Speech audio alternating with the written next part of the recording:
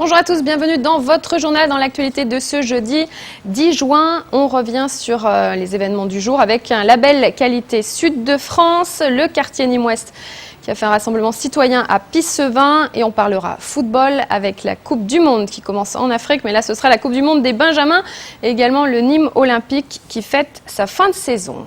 On commence tout de suite avec Qualité Sud de France et après les logis de France, les tables et auberges de France, les offices de tourisme. C'est aujourd'hui Interrone, un groupement de vignobles qui vient d'obtenir le label Qualité Sud de France, une manière de développer et de promouvoir le no-tourisme en région, comme nous l'explique Olivier Michel. Voilà maintenant 2 ans que la marque régionale Sud de France s'est dotée d'un label qualité. Plus de 400 établissements sont labellisés et 147 le sont dans la filière des caveaux et points de vente. La convention signée aujourd'hui entre le comité régional du tourisme de Languedoc-Roussillon et le groupement Interrone va permettre d'étendre le label aux exploitations viticoles de la vallée du Rhône gardoise. C'est très bien qu'Interrone se soit aussi approprié le label, c'est travailler ensemble. Comme ça a été expliqué tout à l'heure, tant à l'export, c'est de faire connaître nos vignobles. Alors que ce soit Interrone, il y a aussi les Costières de Nîmes qui ont signé dernièrement aussi la charte Sud de France. Et là, on passe à la qualité, ce qu'on va dire le label qualité qui permet à des caveaux d'avoir un certain nombre d'étoiles. Voilà, c'est pour comparer, c'est vraiment miser sur la qualité. C'est une rencontre de 2 volontés qualitatives et ça nous apporte évidemment une visibilité supplémentaire. Déjà possesseur d'une charte de qualité d'accueil organisée en 3 échelons et représentée par des feuilles de vigne, Interrone, avec le label Qualité Sud de France, entend renforcer l'attractivité de ses caveaux et développer plus encore le no-tourisme. Lier le vin au tourisme, c'est un aspect culturel, c'est un aspect qui est lié à l'art de vivre, encore une fois, de nos concitoyens. Le second élément, c'est que ça permet aux entreprises viticoles de montrer leur savoir-faire, de montrer que nous fabriquons des produits de terroir dans le paysage, de montrer aux gens comment les choses sont fabriquées, de leur donner des éléments sur les processus de fabrication, sur les éléments qualitatifs et après quand ils vont se retrouver devant des choix très importants, notamment des choix mondiaux en matière de vin, eh bien le fait d'être venu ici et d'avoir pu approcher les viticulteurs qui les ont accueillis, ça sera un élément de choix déterminant. 44 caveaux gardois sont d'ores et déjà éligibles au label Qualité Sud de France. 22 le sont sous l'appellation Côte-du-Rhône et 22 en Costières de Nîmes. Allez, direction maintenant le quartier Nîmes-Ouest, notre quartier, nous l'aimons, protégeons-le. C'est avec ce slogan que les membres du comité de quartier de Nîmes-Ouest ont hier appelé à un rassemblement citoyen à Pissevin, un rassemblement visant à dénoncer les violences quotidiennes et le climat d'insécurité qui règne dans le quartier. Olivier Michel a rencontré les habitants. Rassemblement citoyen pour les habitants de Nîmes-Ouest. Ils étaient hier une quarantaine à se réunir sur la place de Bussy à Pissevin afin de dénoncer les violences et les actes d'incivilité. Des actes qui seraient en recrudescence sur le quartier depuis le début d'année. Avec un corps médical agressé, un infirmier agressé, une vieille dame dont on a arraché le sac, enfin, et d'autres choses que je ne connais peut-être pas. Il n'y a pas de sécurité chez nous, il n'y a pas de sécurité. Moi, c'est ça que je cherche. Je cherche la sécurité. Il n'y a pas de sécurité. Nous aussi, on paye le loyer comme les autres. Hein. Et après, la municipalité ne s'occupe pas de nous, elle nous rejette complètement, elle ne fait pas le travail qu'on leur demande. Même nous, comité de quartier, elle ne nous écoute pas. Il y a 40 ans, le quartier était calme. Et à l'heure actuelle, on nous a enlevé, disons, la police de proximité, qui était un grand point pour la sécurité de tout le monde. On connaissait les policiers, on avait un contact direct avec eux.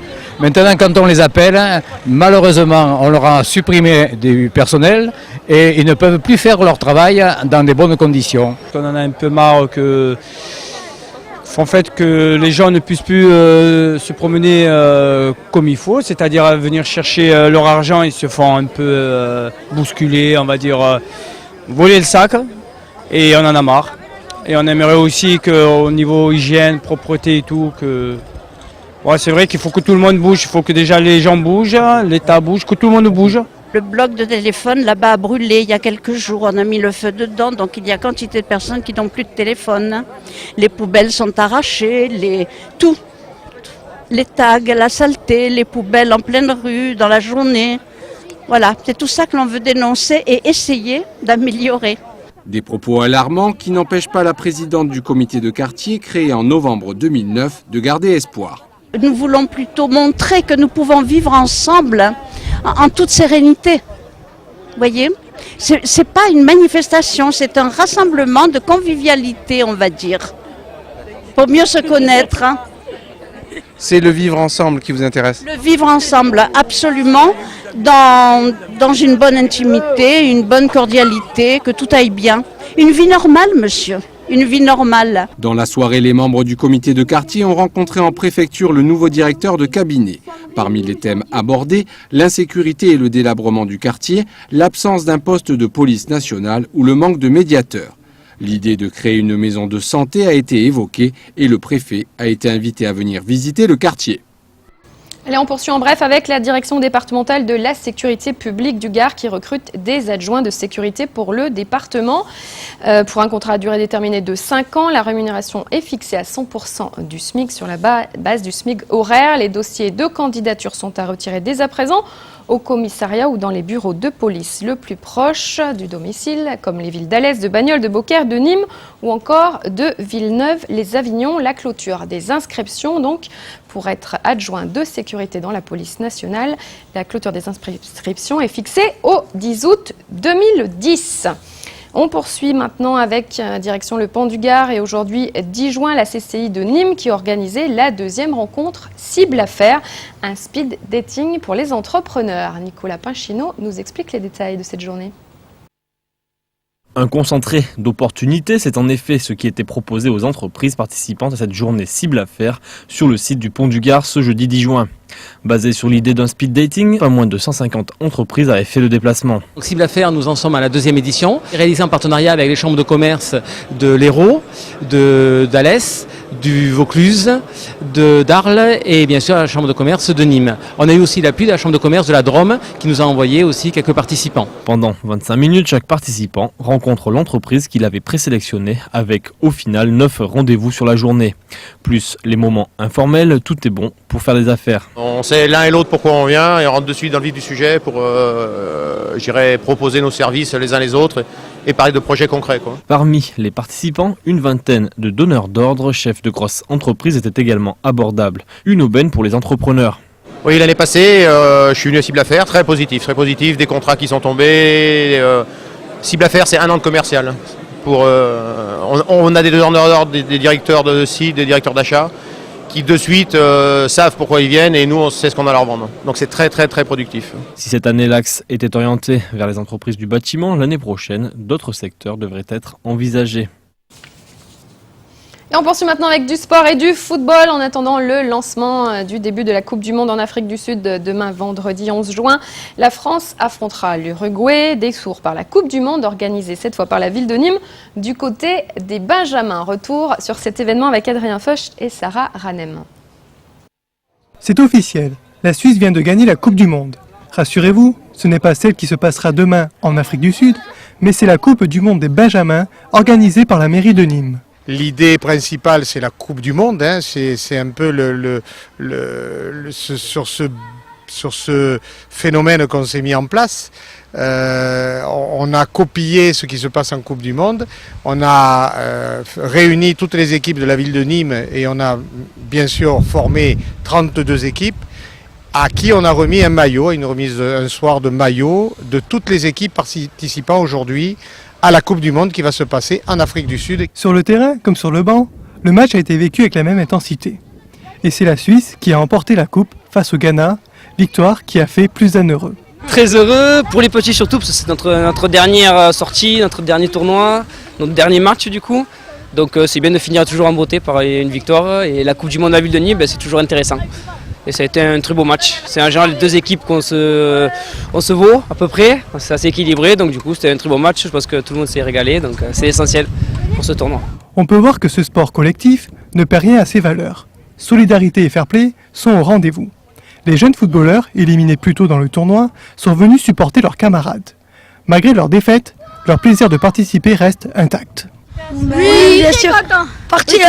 C'est pour participer que je suis venu, pas pour gagner. Ouais. C'était pour s'amuser et jouer. Et vous êtes amusé ? Oui, même si c'était ma première et dernière Coupe du Monde que je faisais. Voilà, bien bel esprit. Et l'essentiel est de participer. Phrase célèbre de Pierre de Coubertin. Dernier match, mais sûrement pas dernier championnat pour ces jeunes très motivés et solidaires. Direction maintenant le Nîmes Olympique qui a célébré la fin de saison dans une ambiance conviviale, des projets plein la tête. L'association a récompensé ses jeunes joueurs. Association et société main dans la main, un club réunifié. Retour cette journée avec Lovely Orsi et Maëva Belin. C'est au domaine de la Bastide que se déroulait le bilan de fin de saison du Nîmes Olympique en présence des deux présidents Jean-Louis Gazot et Gérard Di Domenico. C'est un succès parce que le club peut grandir, peut se structurer. Bon, comme vous le voyez, il y a une excellente ambiance. Il a été fait déjà beaucoup de travail. Il y en a encore beaucoup à faire. On peut dire aujourd'hui que les deux entités n'en font plus qu'une. Hein. C'est un club, c'est vraiment un club. Et aujourd'hui, le club est en ordre de marche. Cet événement a permis à l'association de remettre des récompenses à ces jeunes footballeurs, comme les U12, vainqueurs du tournoi national d'Aurillac, ou encore les U17 Ligue Excellence, vainqueurs de la Coupe de la Ligue. La saison prochaine se prépare du côté de l'association comme de la société, aujourd'hui main dans la main. Pour la saison prochaine, nous allons innover cette saison en mettant en place un partenariat avec un club très formateur de Nîmes, avec le Sporting Club de Castanet, puisque nous allons mettre une quinzaine de joueurs à disposition de la catégorie U15, à disposition de ce club. Ce sont des joueurs qui vont se parfaire à Castanet, mais que nous allons suivre tout au long de la saison. On va construire avec les jeunes, comme je l'ai dit, on va donner priorité aux jeunes. Le recrutement reprend, je pense qu'on se verra prochainement, mais il sera limité, comme je l'ai annoncé tout à l'heure, il sera limité parce que là aussi, si on veut donner la chance à des joueurs locaux, eh bien, il faut qu'au niveau professionnel, le nombre soit limité. Rendez-vous en fin de semaine chez les professionnels pour l'arrivée d'un attaquant de 25 ans et d'un milieu de terrain de 27 ans. Je pense que Nîmes Olympique a de beaux jours à vivre. Et signature demain vendredi pour les deux premières recrues du Nîmes Olympique. L'identité des joueurs sera connue demain, évidemment, juste après leur signature, à retrouver dans le flash, donc les noms des deux nouvelles recrues du Nîmes Olympique. Et on termine encore avec du foot, on poursuit avec du foot avec le tournoi de La Salle. 52 équipes de U11, 20 équipes de U13 et 32 équipes de U8, parmi lesquelles des équipes de renom. Autant dire une rencontre de haute volée que nous résume Michel Rousseau. Alors que l'été approche et que les compétitions s'achèvent, du moins en football, le tournoi du CO Lassalien constitue en quelque sorte le point final de la saison. Nous étions plus de 60-70 personnes à œuvrer pendant 4 jours sur ce terrain. Voilà, donc un grand merci à tout le monde, un grand merci aux gens qui nous permettent de faire ce tournoi, aux partenaires qui nous accompagnent, ainsi que toutes les équipes qui viennent chaque année et qui font de ce week-end une grande fête du football pour les tout petits. Avec 52 équipes de U11, c'est-à-dire selon la nouvelle terminologie des moins de 11 ans, 20 de U13, soit les Benjamins, et 32 de U8, les débutants, l'édition 2010 offrait un plateau des plus relevés où l'on retrouvait d'anciens vainqueurs tels Nîmes Olympique, le Stade Malherbe de Caen, Montpellier Hérault et le Paris Saint-Germain, couronnés l'an dernier, sans oublier le Racing Club de Lens ou l'Olympique Lyonnais, et on ne parle pas des régionaux ou des clubs moins huppés comme Sifour ou encore l'US Bouillargues. En U11, après un Nîmes Frontignan qui vit les Olympiques se faire dominer 1-0, Caen s'adjugeait la 3e place au tir au but devant le voisin Héroltais. Et pour la finale, fort attendue des U13, le CO Lassalien dans sa traditionnelle tenue orange se défaisait des Cheminots sur le score de 2-1. Quant à la finale des U11 qui clôturait le tournoi, elle sacrait le Paris Saint-Germain, qui écartait comme l'année précédente le Racing Club de Lens, pourtant soutenu par des supporters enthousiastes, 2-0, après un match d'une maîtrise remarquable. Oui, en fait, moi je découvre un peu le tournoi, mes collègues l'an passé m'en avaient parlé, m'avaient dit il faut que tu y ailles, tu verras, c'est un super tournoi, c'est hyper relevé. Hein. Et effectivement, on s'aperçoit que sur les demi-finales, hein, il n'y a que 4 clubs de L1, il n'y avait pas la place pour les petits, hein, c'est peut-être pas bien, mais bon, on s'aperçoit un peu le niveau du plateau, quoi. Hein, et franchement, là, avec nos enfants, on est vraiment enchantés d'être ici aujourd'hui. Hein. Et tout se termina, comme de coutume, par la remise des coupes et récompenses, notamment pour le Paris Saint-Germain et le RC Lens, très applaudis, avec une pensée particulière pour les jeunes arbitres, Jawad, Corentin, Hichem, Bruno, Fatia et Fadoua, qui firent aussi un sans faute. Un grand bravo à tous et merci. À l'an prochain. Voilà, bravo à tous et rendez-vous à tous ces footballeurs pour supporter l'équipe de France pour la Coupe du Monde en Afrique du Sud. Demain, France-Uruguay, coup d'envoi à 20h30. On termine avec de la féerie, le groupe F, spectacle sur le site du Pont du Gard. La célèbre société Groupe F, spécialiste de la conception et la réalisation de feux d'artifice et spectacles pyrotechniques monumentaux, présente son nouveau spectacle, édition 2010. Le groupe F embrase de 1000 couleurs et lumières l'aqueduc romain. Adrien Feuch, Thomas Rabel.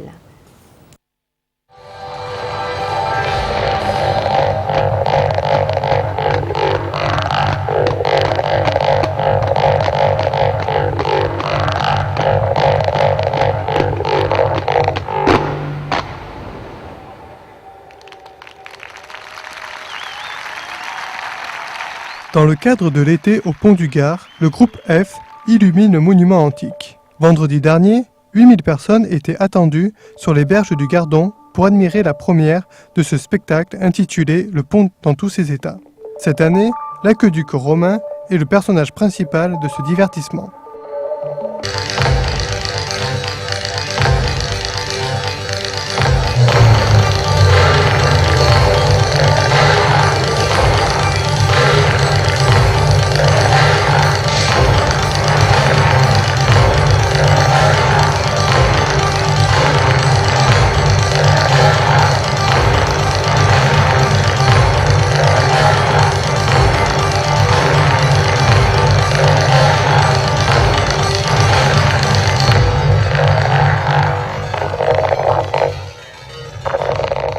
Le groupe F nous raconte l'histoire de ce pont, de sa construction à aujourd'hui. À travers les événements historiques qui ont marqué notre région, le pont du Gard a évolué durant des siècles.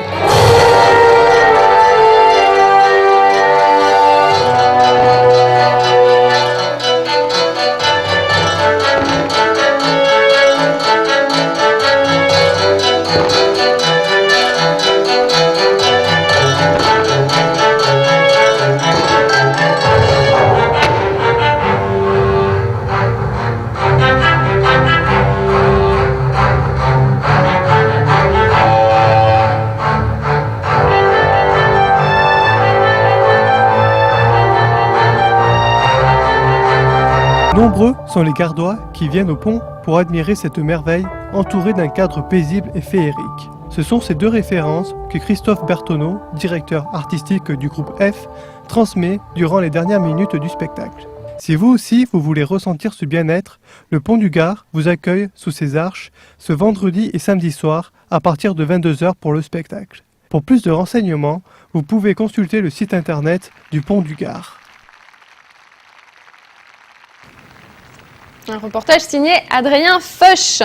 Et prochain rendez-vous sur le site du Pont du Gard pour découvrir le spectacle du groupe F. Ce sera demain vendredi 11 juin, samedi 12 et la semaine prochaine vendredi 18 juin et samedi 19 juin. Voilà pour l'essentiel de l'actualité du jour. Votre soirée sur Télémiroir ce soir à 20h30, la rediffusion du journal, suivi à 21h de Noir et Blanc. Ce sera ensuite à 22h l'intégrale consacrée aux 40 ans de la manade Cuillet. Bonne soirée à tous en notre compagnie. Je vous retrouve demain à 18h30 pour Territoire, spécial fête médiévale de Marguerite.